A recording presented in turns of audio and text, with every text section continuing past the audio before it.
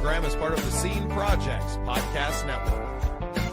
The Scene Project features interviews with independent musicians, comedians, and artists from across the Midwest.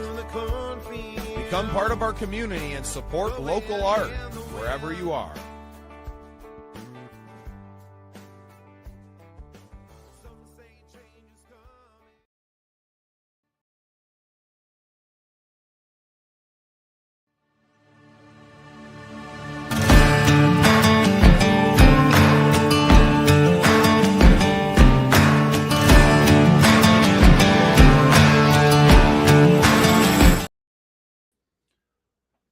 Welcome into another exciting episode of The Scene. I'm your host, Bubba Starts, and tonight we have Love Noise presented by the Midwest Original Music Organization.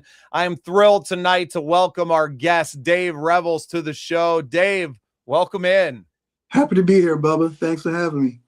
Well, we're going to have a lot to talk about, and we got some of your music to share as well, and a little bit different format that we've had on the show. We've been working on a few different things, but we're very happy to have you here.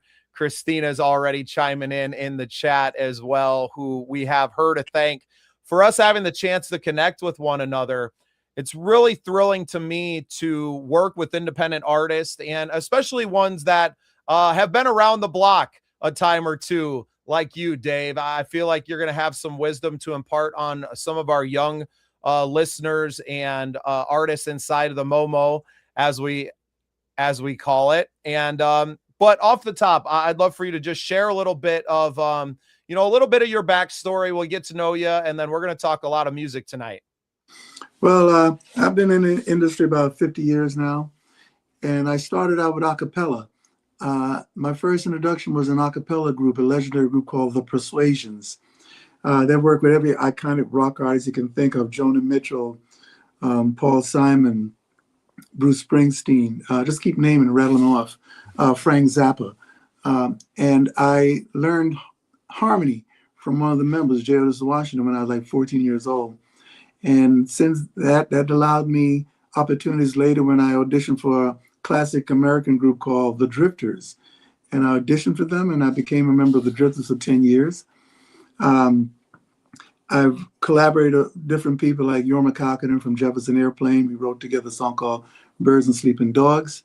I've also recorded with a Canadian rock group, Bare Naked Ladies with The Persuasions, where I arranged all the background vocals on the album. And I reimagined their song backgrounds for their songs and sang lead on several of their famous hits like, oh gosh, I can't even think of all the songs now, but it was a fantastic 1 week. That was one of the songs I did a lead on. It's been 1 week since you looked at me, and we recorded that, but also recorded Steven Van Zandt from E Street Band.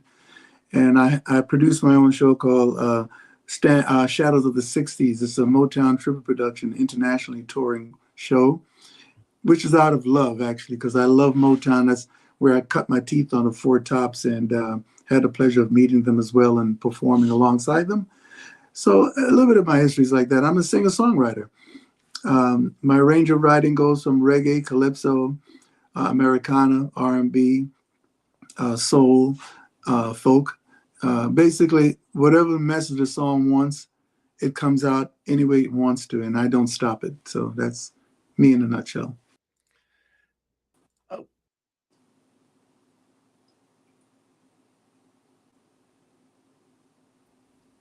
From your history, I mean, you've worked with legends in their own right, and I know to you they're just friends, right?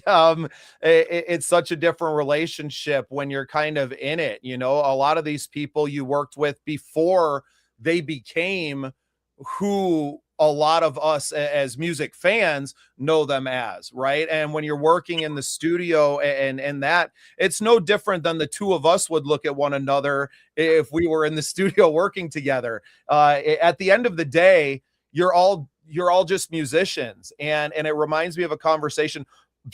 Dave, one of my first interviews on this podcast was with Bill Payne. And it was a big pinch me moment, right? When the co-founder of Little Feat, his management team is emailing you and wanting to be on your show, and mainly because there's not a lot of media in South Dakota, especially in the music field. So when they were coming through to play a show, they had kind of found me to be their local media, radio guy, right? And then all of a sudden you find yourself doing a 45-minute conversation with an absolute legend, now Grammy nominee. I really wish they would have won last year. They more than deserved to win. But, Bill's talking about records that he was on with Barbara Streisand that he doesn't even remember doing. Right? And for some of us, those would be the first thing on the list of the resume. And for someone like him, and I'm sure for you as well, that, someone was, it was a job. It was a day in the studio, right? And not just another day, but one of many. So how fun that you've been able to make a career for all of these years in music, and we're able to find it early. And to work when the times were still good, I would like to say as well, because as we know, the music industry has changed so much, especially in the last 20 years. Yeah, well, I think I've sort of turned my attention now to performing live. I'm primarily a live entertainer, because I believe that a song is not completely written until you perform it live, because the audience puts the last punctuation on a song and how they react to your lyric, your melody, your rhythms, your groove. So the song is not completely written until you present it live. It's just make-believe. It's imaginary. But for me... In some ways, would you say that the audience is kind of that last member of the band, and each one of those are unique in their own way? Yeah, they are the last songwriter on the song. Literally, how they react to your music. They add that last touch to your song. Because many times I've written a song and perform it, and how the audience react to it makes me change it a little bit later, because I realize what really worked and what didn't have to be in the song. Sometimes you can say too much, and the audience will let you know if you're saying too much in a song, because they'll latch onto that thing they really like, and you go, oh, so that's where it is. So I take an audience very seriously, because that's my life. That's my rhythm. My groove is performing live. So I'm studio part, is cool, because when you're in the studio, it's all about the song, and no matter who you're writing with, it's not an ego thing. It's the song is a mistress that you're all courting. And so you're dead focused on the song. Like when I did with Bare Naked Ladies, they had 10 cameras in the room filming the entire production, right? Within the first 5 minutes, all of us forgot about the camera. We were so into the recording of the song. So the song is the most important thing when you're writing. But then when you go live, the audience is the most important thing.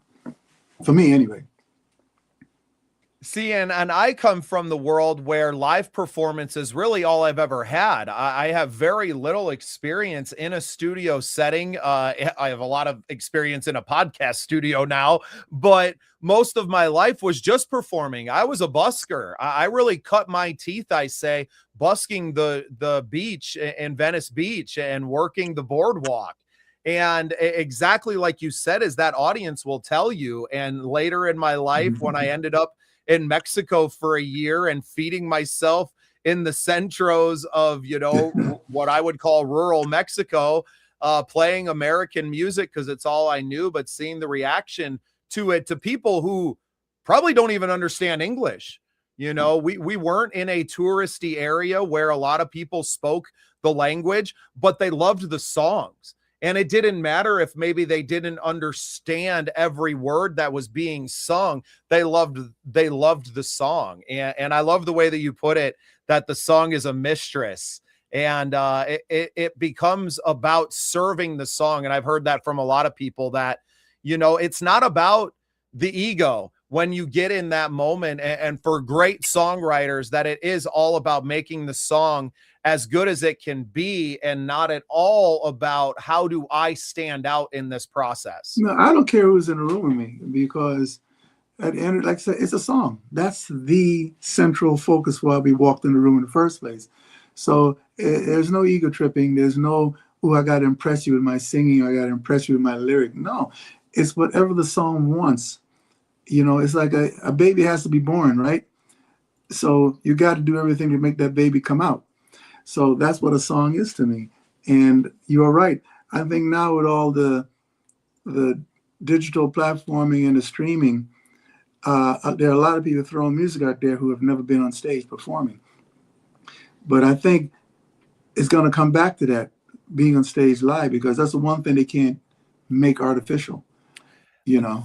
I've been saying it now, and especially with, you know, the #1 Billboard song being a AI artist and a completely AI generated song, that people just won't believe it anymore. And the No, reason that people loved these major pop stars, it is not because of that song necessarily either, right? It's because of the human being behind the song. It's it's the about person. what story, where did that story come from in this life experience or whatever it may be that attracts people to it. The human element of it has always been what has connected us. And I've said exactly what you just, kind of referred to here, is that I believe live performance in all, tiers of it is going to become more valuable because of AI. And in some ways, the industry that has done everything it can to suck every last penny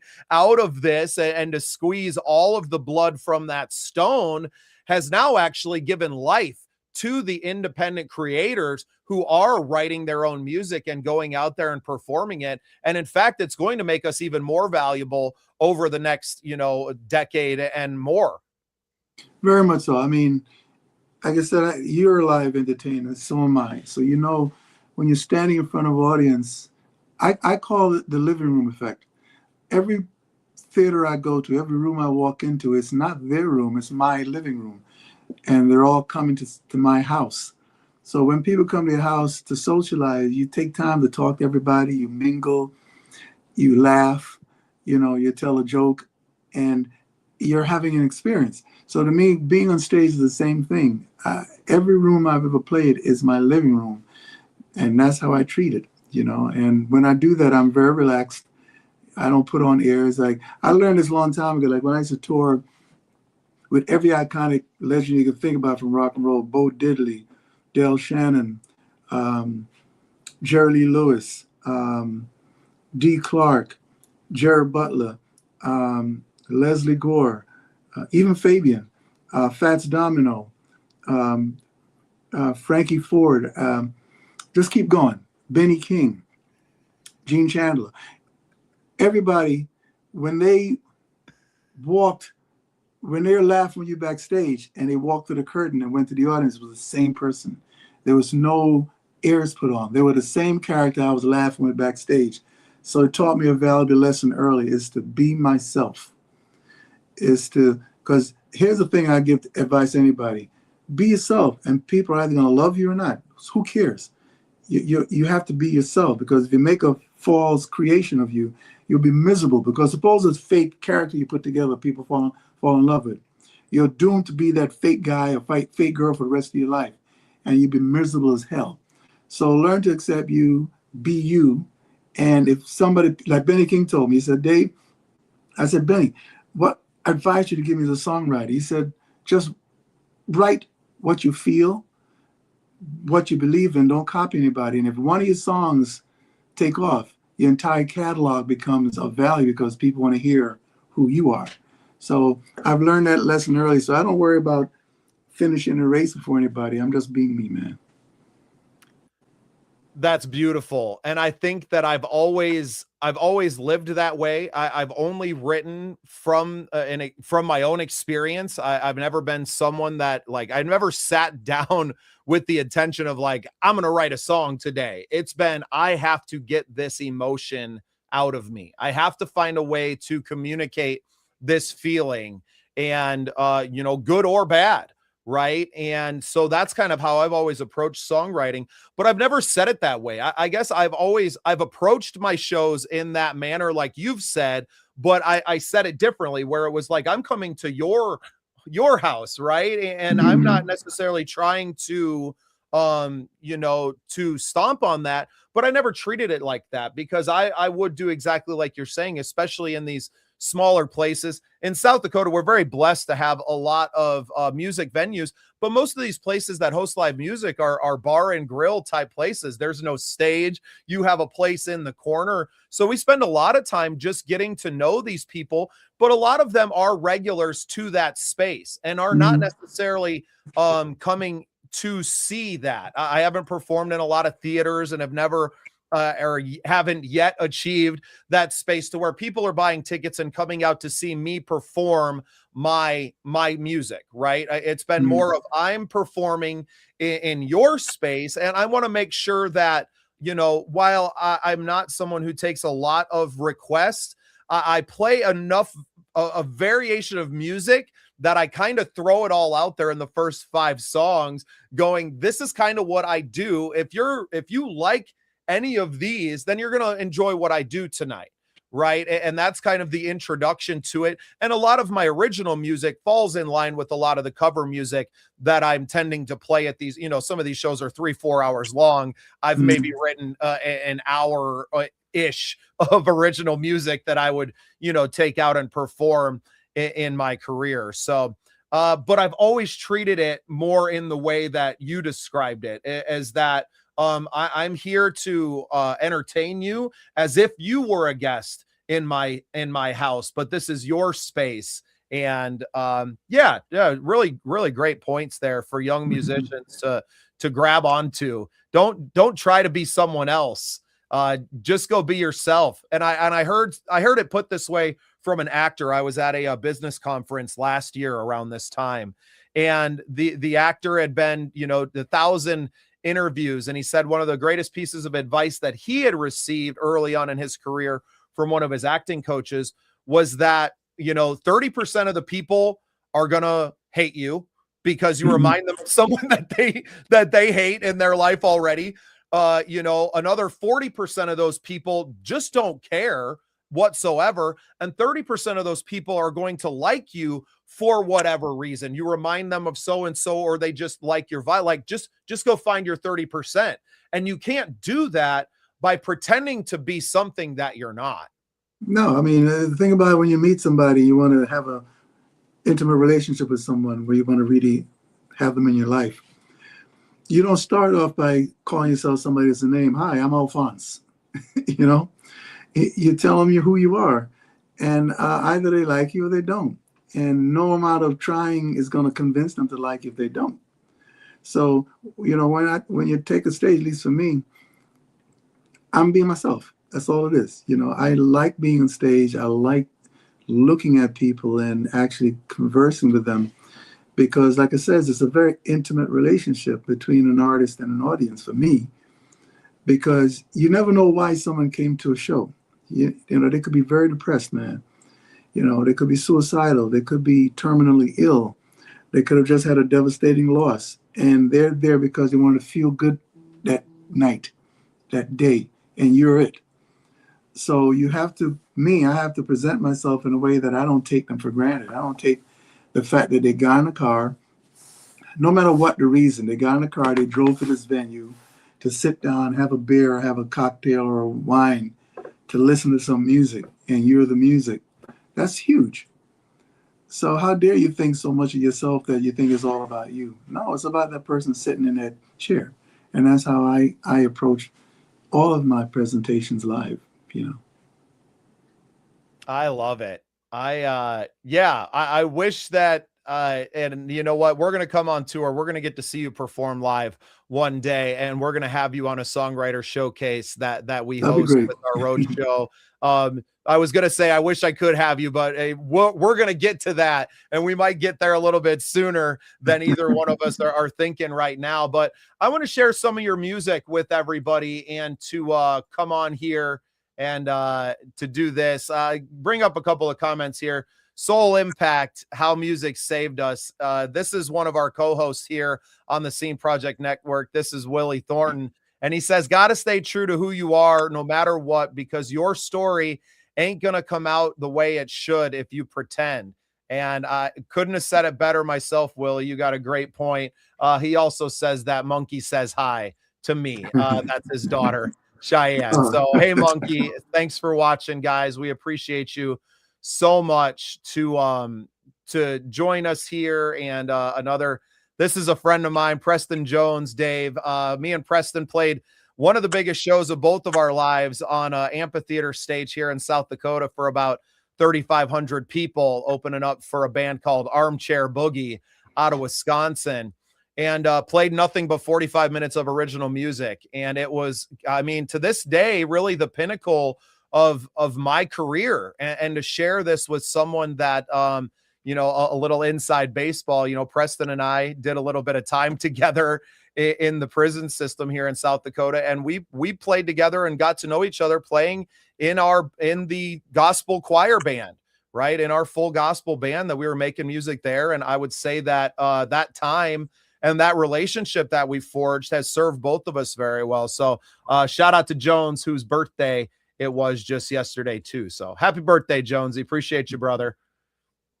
Fantastic, man. I like those stories. And hey, look, you know, music, we didn't choose music. It chose us, you know, as a form of expression. So be, like I said, be true to yourself, you know, I mean, and I'm quite sure you wake up in the middle of the night with an inspiration sometimes, you know, and whenever or wherever the message come from, I mean, I've written songs where I'm going, where did that come from? Where those lyrics come from?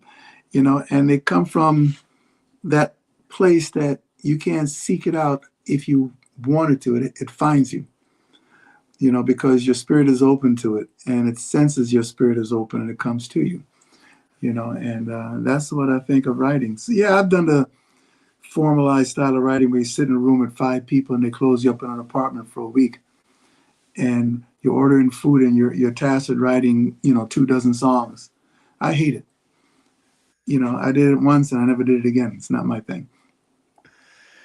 No, and I think so much, you know, people are, you know, always ask like, oh, what's it like to, you know, to be a songwriter? And it's why I love doing this show so much, because I work with a lot of people that, you know, are in Nashville now and are in that room and can write great music. You know, shout out to Brad Morgan, who I think is one of the, you know, a great country artist. He's also a member of the Midwest Country Music Organization that I'm a part of.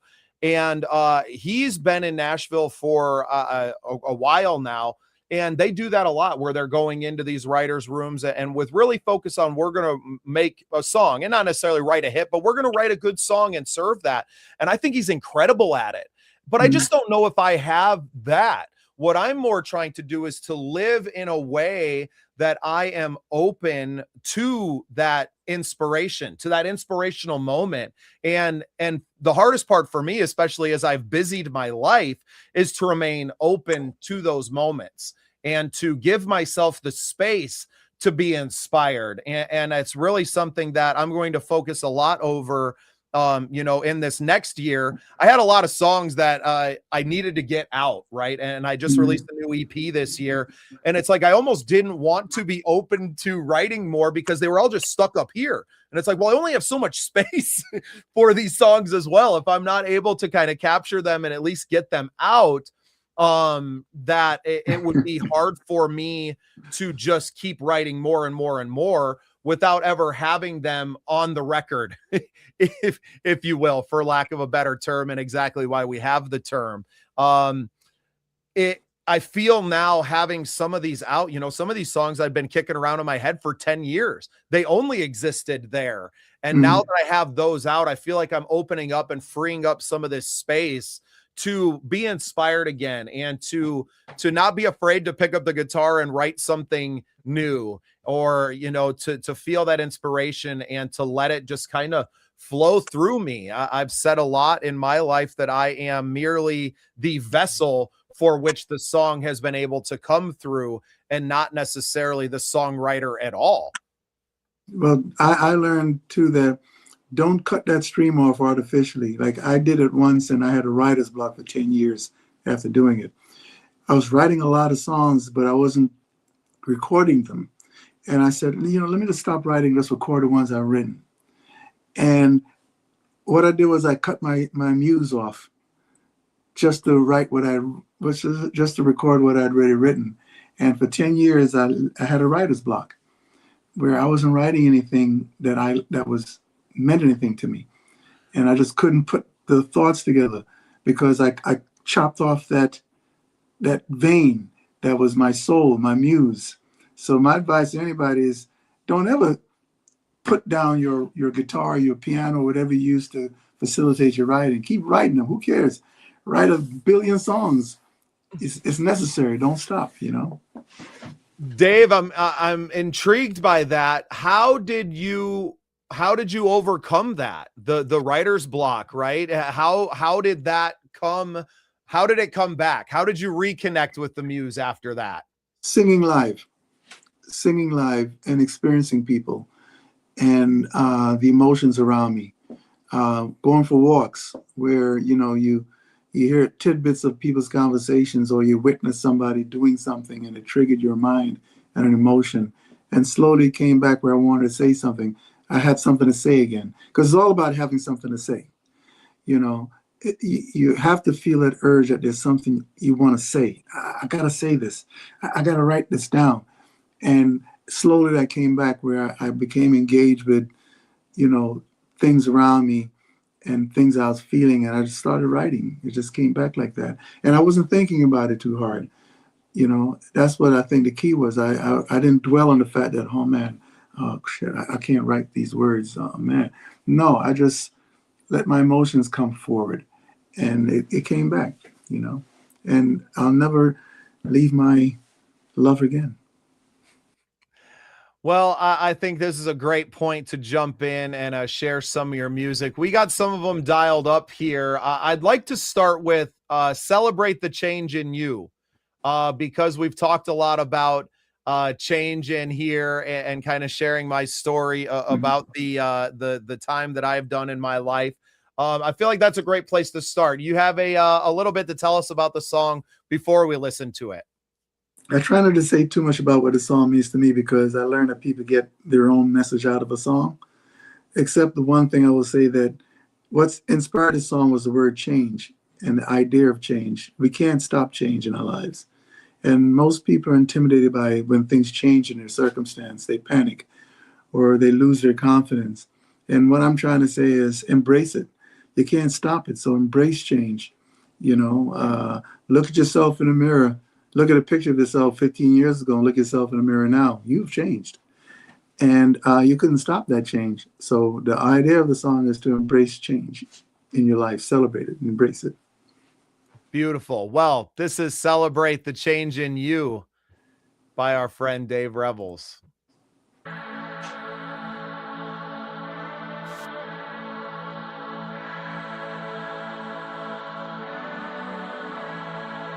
Change is on the wind, I feel it stir me from within, and my eyes are on the horizon, and I'm searching once again. I'd forgotten the simple truth, life's a journey always new. Though we stop sometimes to look around, eventually we move. Because change is wonderful and change is great. Change means growth, a new beginning, not an end. Although there'll always be sad times when you love the things you lose. Life is a thread we weave through time, and our dreams we must pursue. So embrace the change in you. Celebrate the change in you. Well, my ship sails at dawn, new adventure lay beyond. I only hope the friends I've made will wish me well as I move on.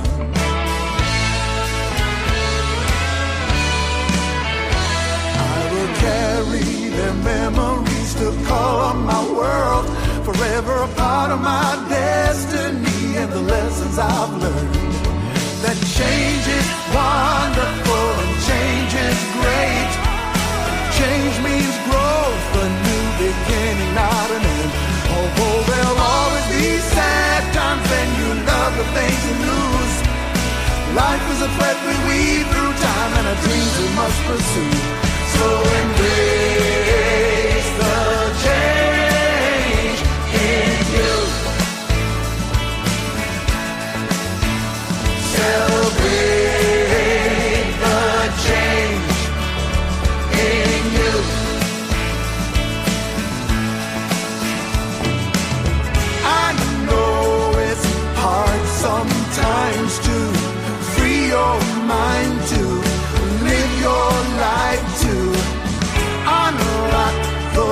chains that bind you and confine you. Will your mind do it? Celebrate, celebrate, celebrate, celebrate.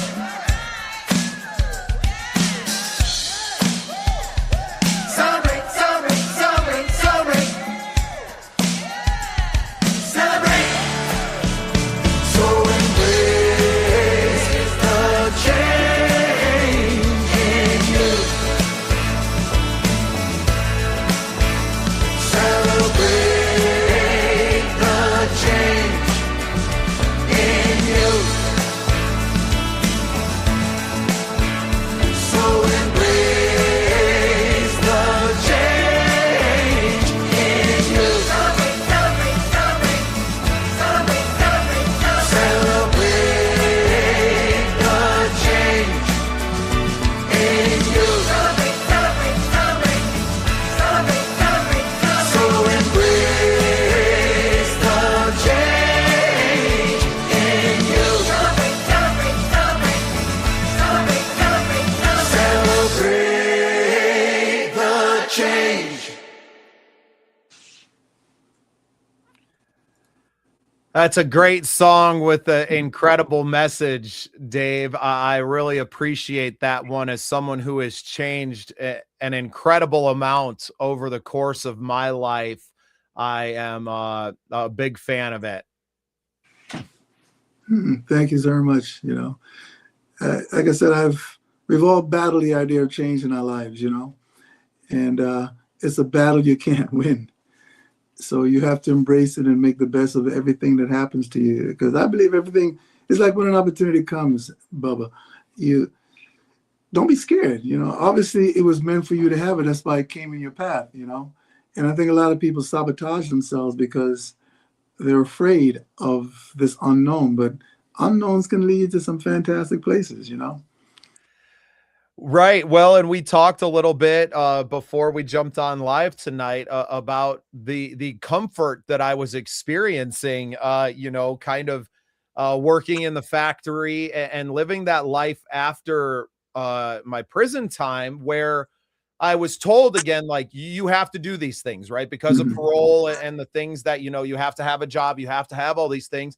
And while I had proven to myself, maybe for the first time in my life, the prison time I did was for selling marijuana, right? So I'd like playing music and selling pot were the two things that I'd pretty much gotten good at in my 20s. You're ahead of your time. Take good as you will, right? And knowing that that wasn't going to be the life anymore, right? I mean, and how I ended up in Mexico, Dave, was I was on the run. I was like, I'm not going to prison for weed. Get out of here, you know? So I ended up being in Mexico for an entire year, and eventually having to look myself in the mirror and to go, you know, this isn't a way to raise these kids, right? I had a child at home in South Dakota yet that I had left here. You know, he was with his mother. We had a child. My son Mick was born down there and then got pregnant again with my daughter Cora Jean. And, you know, I mean, we were living third world Mexico, right? Dirt floors and looking around and going, look, you're not, they didn't ask for this life. And you need to accept the, you know, and take accountability for those actions that you had made. And even though you're not the same man that you are now, that you have to pay the dues for that older version of you, right? And then even, you know, once parole's over and I've been working in the factory, I was changing into a person that I didn't like. I was starting to look a lot like a lot of the men that I was working with, and that wasn't me.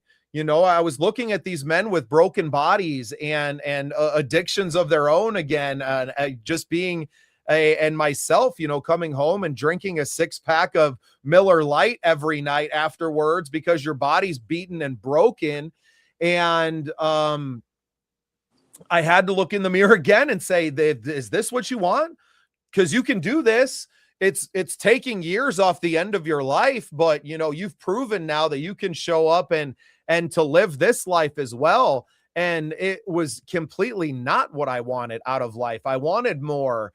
And I wanted to play music again. And when that was kind of over, I was, realized that I could do this, but it was going to look different than the party scene that playing music was when I was in my 20s. And what did that new thing look like? And what were we going to do? Right. I thought I was quitting the job in 2024 to be a rock star, Dave. I thought I had all the gigs booked and I was playing live a lot, but it became very obvious to me that what was needed in the music industry wasn't necessarily another songwriter and performer. It was someone to be in the position I am now, to build a platform to support other singers and songwriters, and to be able to educate a younger generation or an older generation that's unfamiliar with how this new music industry works, on how it works and how you can be successful in this. And while the dreams of being rock stars were always grandiose, right? But to make a living in music now, because of the internet, is actually more attainable than it has ever been. And to build a fan base and to grow with platforms like TikTok or any of the other social media platforms, to connect with other individuals out there that will support your music career, has never been easier throughout history. But what we lack now is something that you kind of alluded to earlier, is that we don't necessarily have the tastemakers to tell people who it is that you should be following and introducing people to those artists. And I really took it upon myself over the last 18 months that while there may be a few others that are doing it, there could always be room for more. And since then, we've interviewed over 500 artists. We've featured well more than that on our show, through this show and others, to be that and to grow this platform on that message and that mission. Well, it's fantastic, and let's face it, artists are focused on if they're a songwriter, they're writing songs. And then after you've written a song, what do you do with it? How do you get it to people's ears, consistently, so they could listen to you? And you're a very vital role. But another thing, have you written a book? I did. I wrote a book last December called Building Your Scene, which you can find on my website. What about your life? What about this life of yours? Have you written one about your life? Well, it's a little bit of that, right? It's a little bit autobiographical, and but also how I've used that and how I've been unafraid of that life, and to share that life and to share our stories. Good. And I say it a lot about the podcast now, is that us sharing our stories and pieces of ourselves is how the world is healing itself, right? Like, just if there's only one life that's changed through each individual podcast episode, and that life is mine, well, then we have accomplished something. And now we have the ability to share that with the world. It amplifies that. And granted, right now, our numbers aren't, blowing anyone out of the water, right? But we're really just getting started. I've spent the last year and a half just learning how to be comfortable in front of a camera and having conversations with people. Now, if you would have told anyone in my family, Dave, that I was going to find a way to make a living running my mouth, they would have believed you. And that speaks to, the life that I've lived, from, the shores of Venice Beach to Mexico and everywhere. I've always found a way to connect with another individual. And now I'm very blessed to be in the position now where people want to talk to me and are coming to me from all different walks of life to have that conversation. And I feel very, very fortunate to be where I am now. Well, good. And this lifespan we have is very short, extremely short. I have this thing I tell people: the road behind me is a lot longer than the road in front of me. I can literally count down my years, what's left. So I value every moment, every place I am. I'm not where I don't want to be. I don't surround myself with anyone I don't want to be around, because when you do that, it just robs you of your lifetime. And I use that word specifically, lifetime, because every second you spend with me, Bubba, is your precious lifetime. Every breath you take with me, you're never getting it back.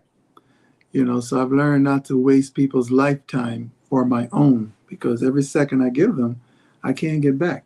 So if someone asks me to do something, I try my best not to waste their lifetime, So it's the journey. Like, it's a short journey, but we have to, that's the one thing I'm selfish on, is how I spend my lifetime.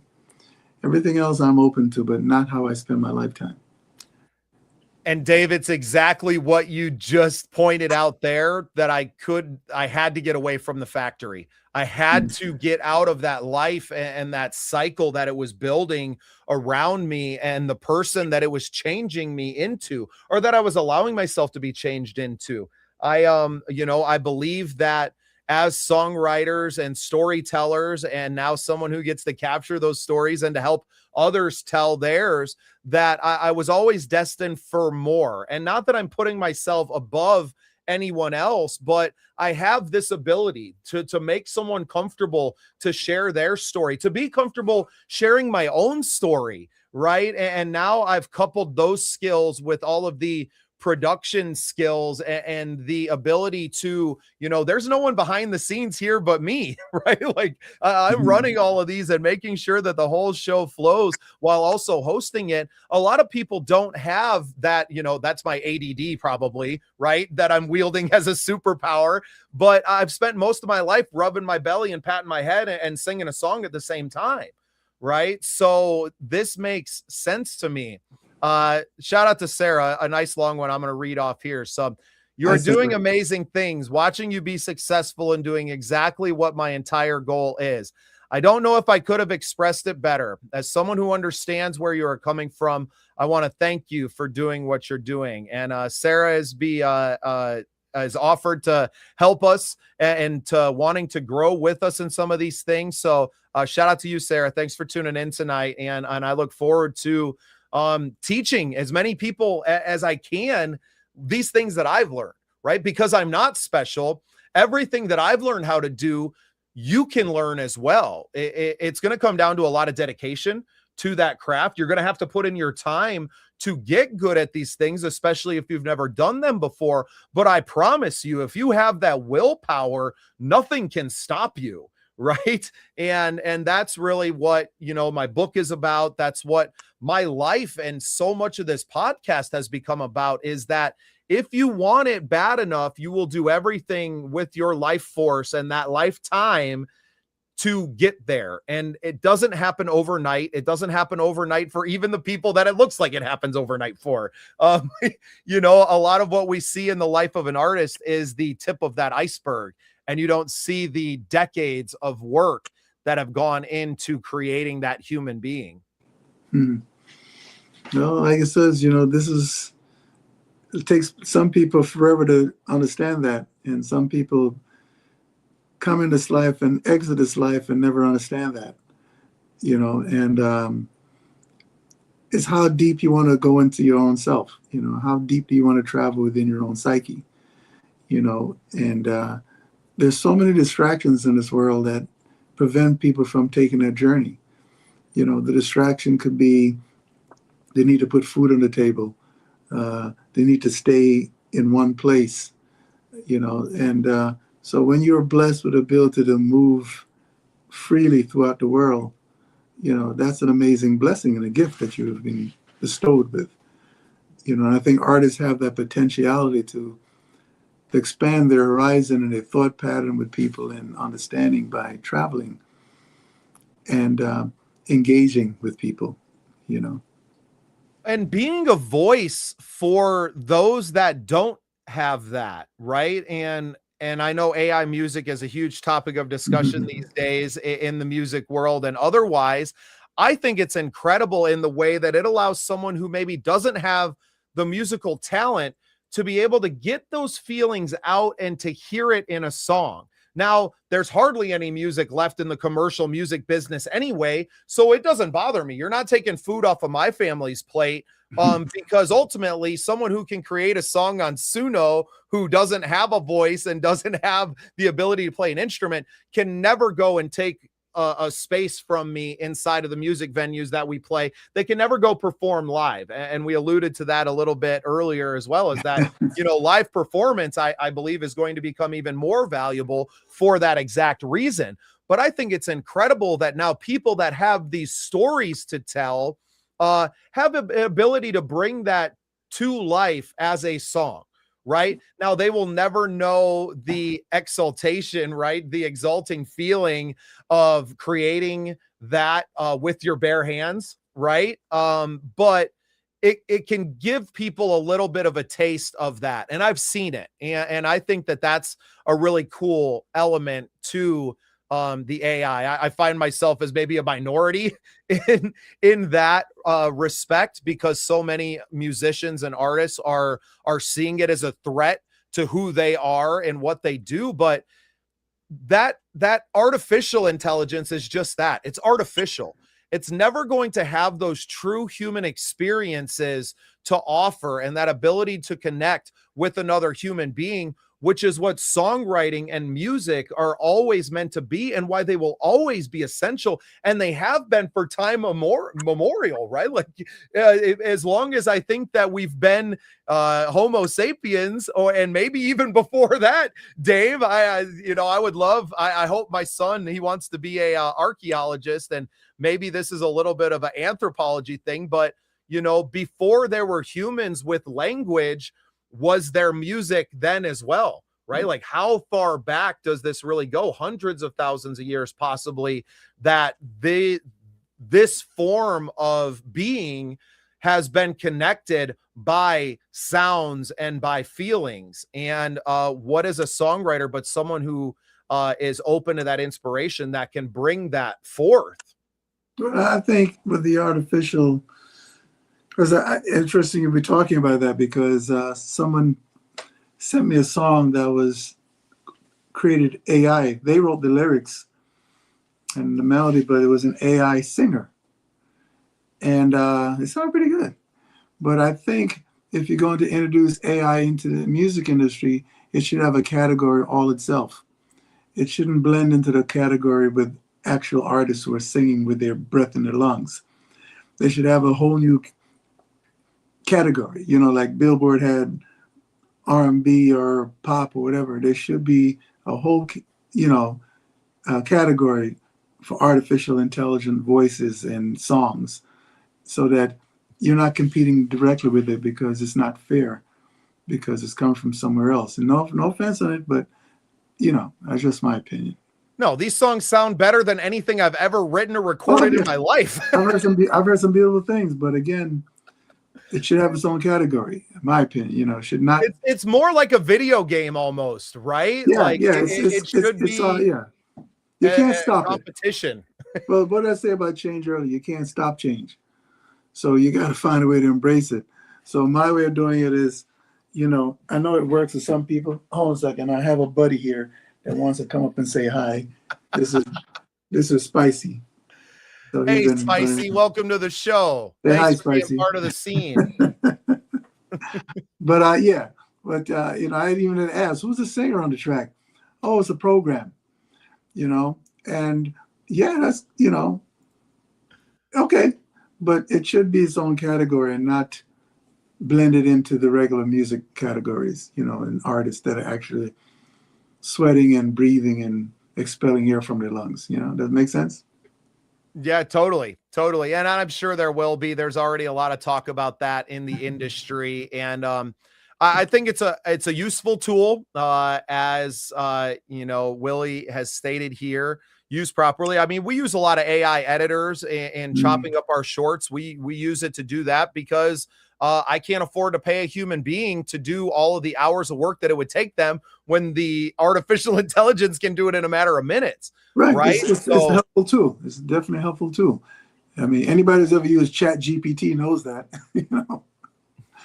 Every day, Dave. What is the secret of life? I try to stay away from the esoteric stuff with it. I don't get too deep into it. Awesome. Well, we got some more of your music that I'd really love to share. The next one I'd like to play is Make It Easy. I don't know if you have You don't have to tell us the meaning behind it or anything, but maybe a little bit about the process in making it that would intrigue some of our listeners. I wanted to write a song that was like a conversation with someone, like you're talking to somebody. You're not being overly demonstrative. You're just talking to them about something. So that's how I approach this song, to give it that relaxed air where I'm just sitting down, you in front of me, and we're talking about something, without the big heavy bangs and whistles of the drum beat and I wanted a quiet conversation, and that's what this song was about. Excellent. And I won't tell you what the meaning is, because my wife, when she hears it, she has a completely different take on what the song means. So I learned from that not to tell people what it means to me too much. And I think that's a beautiful thing, all in itself. But we can talk more about that after we give it a listen. This is Make It Easy by Dave Revels.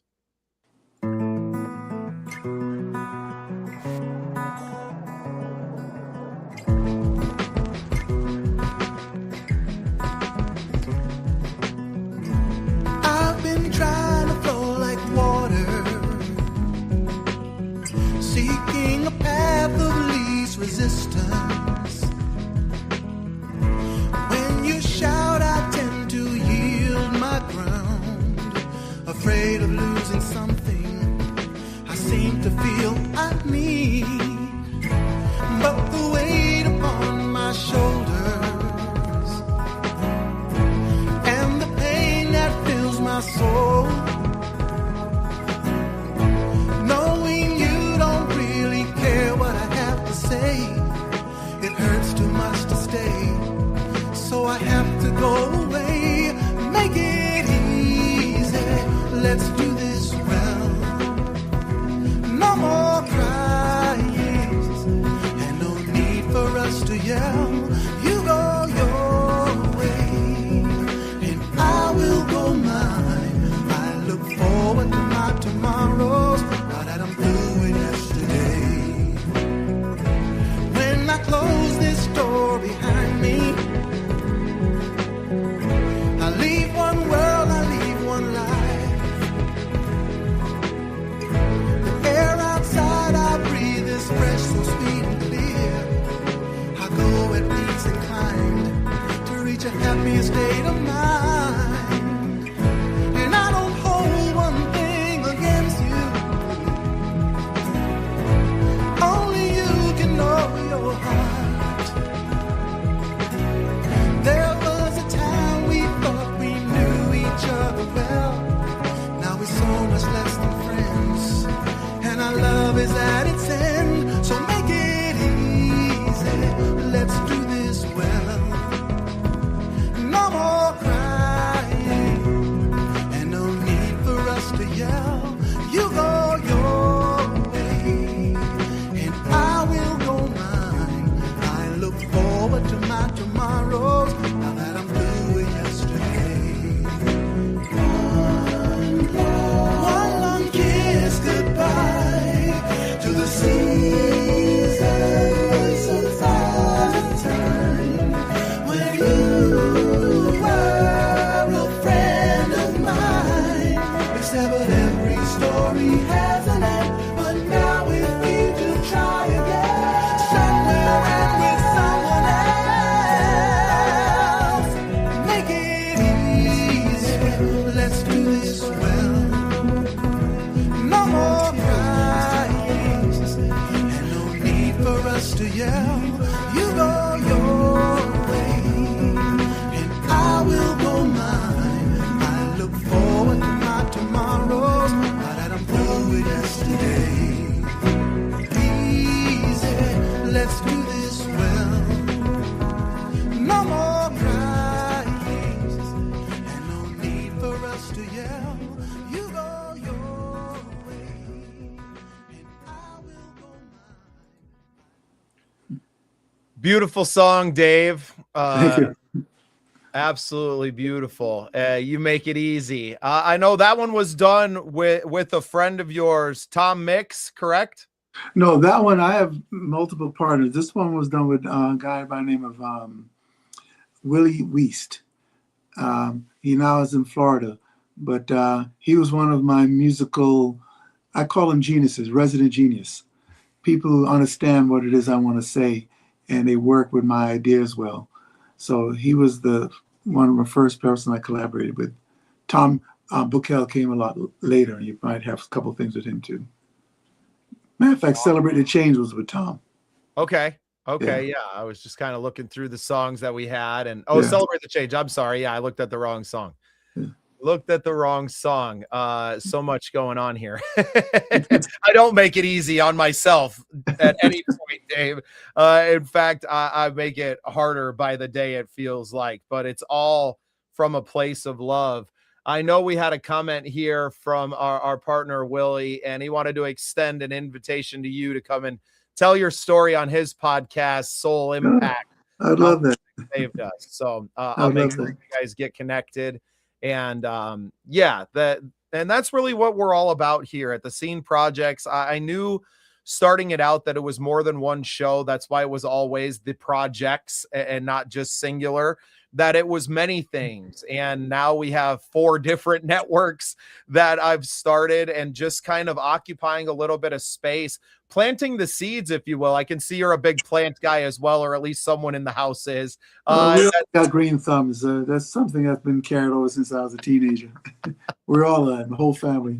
You can't see them behind me, but I got about 37 plants in the garage here. Ones that were outside that I brought in. Save their lives, huh? Yeah, well, I just didn't have the heart. I had these beautiful snapdragons that I had grown summers ago, and I was like, well, I wonder if they'd survive the winter if I brought them in, and sure enough, they did. So I took them outside last summer. They grew even bigger, and I brought them inside again now. All right. Yeah, why let them die, right? Why let a good thing die? Yeah, it's living. It's a living creature. It's a living thing, you know. Exactly. Well, and we talked a lot about our cats. I know you have several outside ones as well, as do I. 4 of them have made it inside at this point, and we're finding that may be the cap. I think we've hit a limit on those, but 2 was my limit, you know, and the rest are outside. They're happy, you know, they're safe, they're in a good environment. You know, like I said, in winter they have heated houses outside. And then they have a heat lamp in the daytime. They can lounge about in the yard. So, you know, and they get their full course of meals. So they're happy. And for the same reason, they're a living thing. And in much the same way that we've talked about a song at this point, right? Is that these songs are living things and we have to do what we can to nurture them as well. And sometimes we're very fortunate to be able to do that with others. And I was very fortunate. And you mentioned a couple of your, you know, songwriting partners and the musical geniuses, resident geniuses. I have one of my own. I would be remiss if I didn't shout out my record producer, Tom Freer with Cottonwood Recording out in Rapid City. Tom's been a piece of every single piece of music that I've released in the few years. He's played guitar on several tracks. He's played the drums on several, and this last EP he played the drums on all of them, added some guitar. He was also the recording engineer, and it meant so much to me to really bring these songs, like I said, that have been kicking around in my head for so long, and to work with them with people that I absolutely adore, and to watch them come to fruition now, just like they sounded up here for years. And I think that those are special relationships to not just musicians, but just in our lives, to have those people around us that make it easy, if you will. It's intimate. It's an intimate relationship.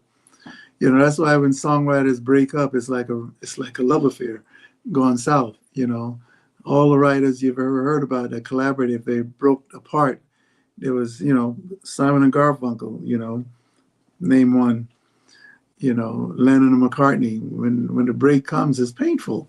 So yes, it's as intimate as you can get. That's what songwriting is, or musicians or artists, period, you know.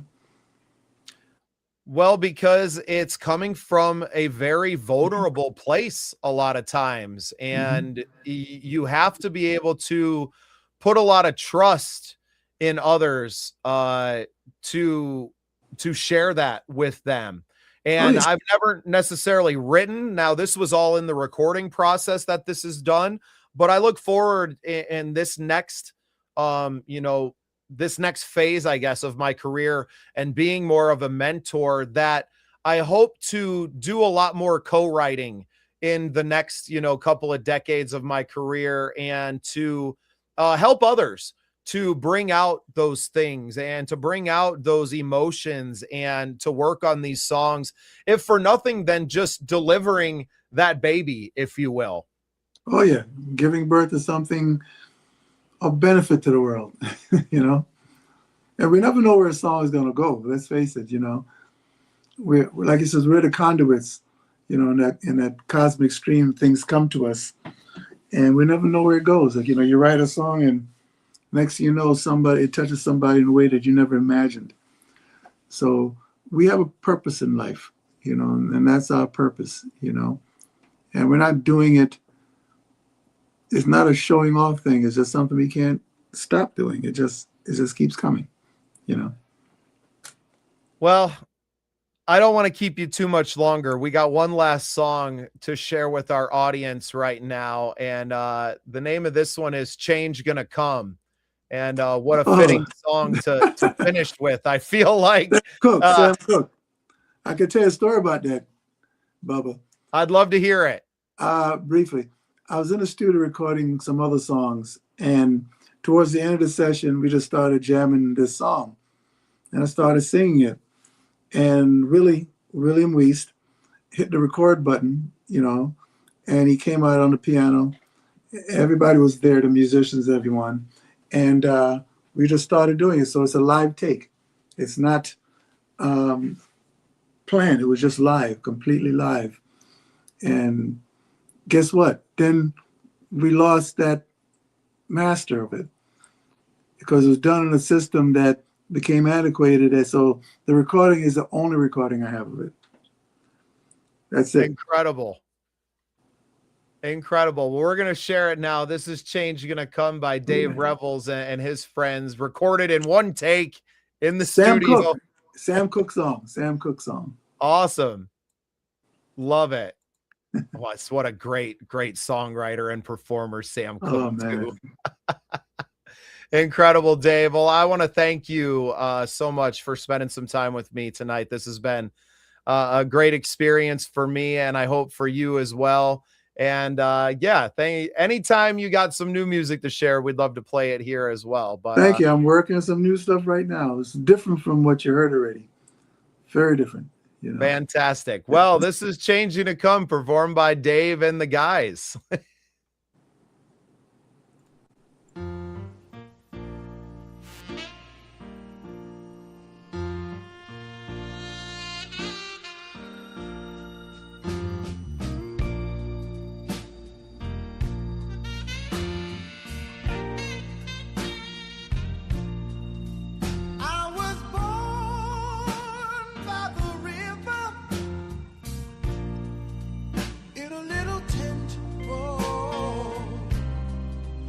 Just like that river, I've been running ever since. It's been a long